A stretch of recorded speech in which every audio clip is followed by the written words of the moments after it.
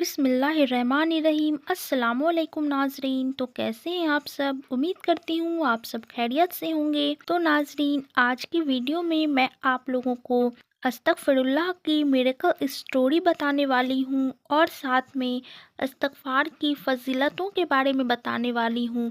तो चलिए वीडियो शुरू करते हैं।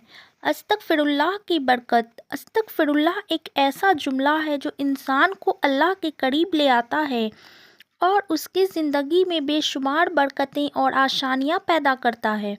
उसका मतलब है कि हम अल्लाह से माफ़ी मांगते हैं और अपनी गलतियों पर पछताते हैं।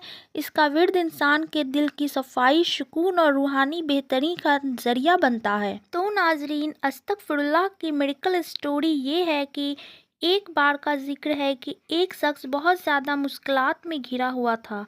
उसकी ज़िंदगी में हर तरफ मशाइल थे, माली मुश्किलात, बीमारी और घरेलू मसाइल।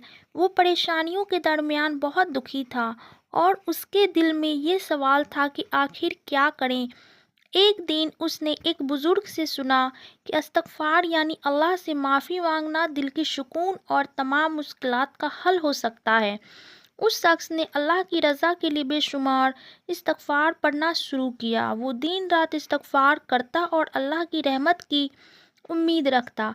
कुछ वक्त बाद उसकी ज़िंदगी में तब्दीलियां आना शुरू हो गई। पहले तो उसकी माली हालत बेहतरी हुई, फिर उसके जिस्म की बीमारियों में भी बेहतरी आई और सबसे अहम बात यह कि उसका दिल सुकून में आ गया।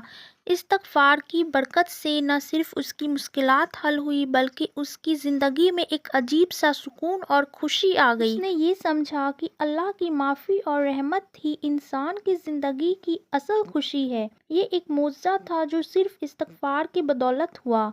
ये कहानी हमें ये सिखाती है कि अल्लाह के ज़िक्र और इस्तग़फ़ार से इंसान की ज़िंदगी में सुकून और बरकत आती है और ये है कि अल्लाह की रहमत से कभी मायूस नहीं होना चाहिए। इस्तग़फ़ार के ज़रिए इंसान अपने गुनाहों की माफ़ी मांगता है। अल्लाह ताला का वादा है कि जो सच्चे दिल से इस्तग़फ़ार करेगा अल्लाह उसे माफ़ कर देगा।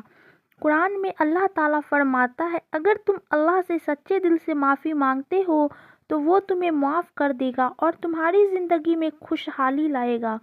इस्तग़फ़ार की एक बड़ी बरकत ये भी है कि ये रिज़्क़ की तंगी को दूर करता है और अल्लाह के रास्ते से रिज़्क़ की बेशुमार नेमतें भेजता है।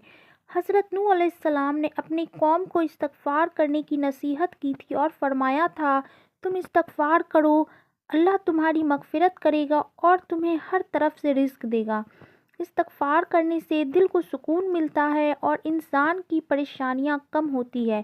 जब इंसान अल्लाह के सामने अपने गुनाहों पर नादिम होता है तो अल्लाह उसे सुकून और तसल्ली देता है। एक हदीस में है कि जो शख्स इस्तग़फ़ार करता है अल्लाह उसके दिल को सुकून और इत्मीनान से भर देता है। इस्तग़फ़ार इंसान की ज़िंदगी की मुश्किलात को आसान करता है। अल्लाह ताला कुरान में फरमाता है, जब तुम इस्तग़फ़ार करोगे मैं तुम्हारी मुश्किलात दूर करूँगा और तुम्हारे लिए आसानी पैदा करूँगा।